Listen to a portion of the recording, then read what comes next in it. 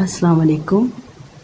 ناصر عرفان آپ کے ساتھ ہوں میں اور آج جو میں جس ٹاپک پہ بات کر رہی ہوں وہ ہے ابلاغ، ذرائع ابلاغ یعنی میڈیا. جو دنوں رات ہم یہ لفظ سن رہے ہوتے ہیں اور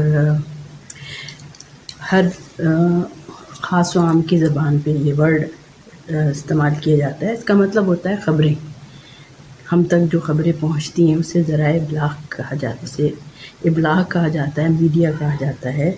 پھر ایک سوشل میڈیا ہے جو کہ بہت آزاد ہے اپنی خبروں میں، اس کو کوئی ایسا روک ٹوک نہیں ہوتی ہے. مجھے آپ سے کہنا یہ ہے کہ ہمیں جو سیکھنے کی ضرورت ہے، سمجھنے کی جو ضرورت ہے وہ یہ ہے کہ ہم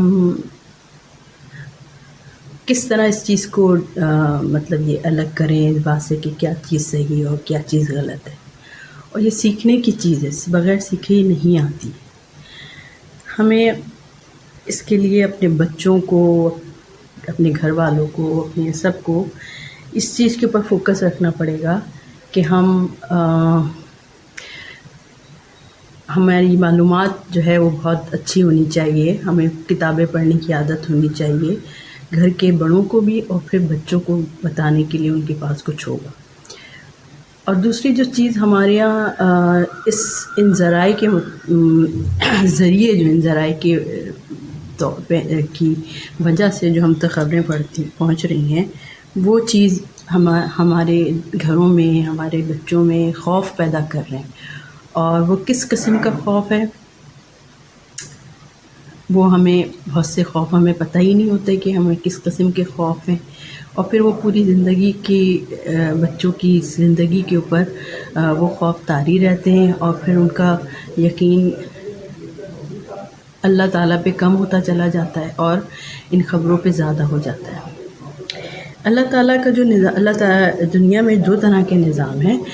ایک جو شیطان کا نظام، اللہ تعالیٰ نے اس کو ڈھیل دی ہے، اور ایک اللہ کا نظام. اور اللہ تعالیٰ آپ کو خوشخبری دیتا ہے اور آپ کو بتاتا ہے کہ آپ خوفزدہ نہیں ہو. اگر آپ اللہ کی عبادت کر رہے ہو، اللہ تعالیٰ سے اگر آپ کا رشتہ مضبوط ہے تو پھر آپ کو خوفزدہ ہونے کی ضرورت نہیں ہے.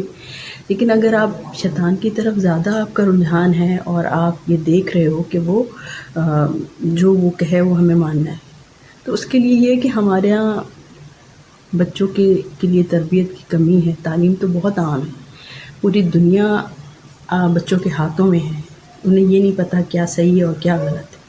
اور یہ کام جو ہے بڑوں کا ہے، استادوں کا ہے، اور ہر اس شخص کے اوپر یہ ذمہ داری عائد ہوتی ہے جو کہ عقل اور شعور رکھتا ہے. تو اس لیے مجھے یہ ذمہ داری محسوس ہوئی، کیونکہ اب